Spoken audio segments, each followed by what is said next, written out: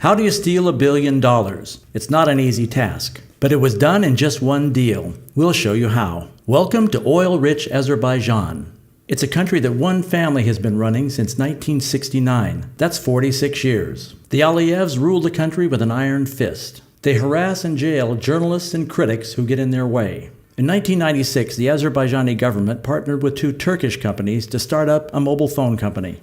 They called it Azercell. Not a bad move because a decade later, the company would be worth more than $2 billion. But the deal turned bad for everyone involved. Everyone, that is, except a murky company with close links to the president. The shady stuff started when one of those Turkish companies, Şenay Construction, set up another company it called Şenay Communications. And that company quickly picked up a small share of the lucrative mobile carrier. Later, two Panamanian companies quietly bought up the new communications company for a song. Nothing wrong with that, except the two Panamanian companies are linked to President Aliyev. The government then decided to sell its own one-third share of Azercell for $180 million. But get this, the government share was really worth $780 million. Yep, in that one deal, the people of Azerbaijan lost $600 million.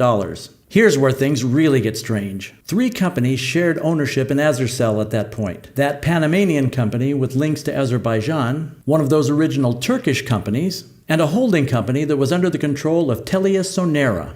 That's a Swedish-Finnish telecom giant. The goal was to buy out or privatize the government share. But to do that, those three companies had to come up with that $180 million. All of the owners agreed that they each had the right to buy their own share of what the government was unloading. And why not? They would all make a huge profit. But that's not the way it turned out. Instead, the company close to the president took the whole privatized share. The other partners opted out of the lucrative deal. Why? Well, that's a mystery. On top of that, those murky offshore companies found a way to avoid paying anything at all for it. TeliaSonera agreed to finance the deal. So those Panamanian companies close to the president never put up any money at all. Then it repaid the loan to TeliaSonera over 3 years using the dividends it would earn from its increased ownership. In return, the Panamanian companies would agree to make sure that TeliaSonera would get all of the licenses it would need to operate its phone system. To add insult to injury, the government received less than half of the agreed-upon purchase price.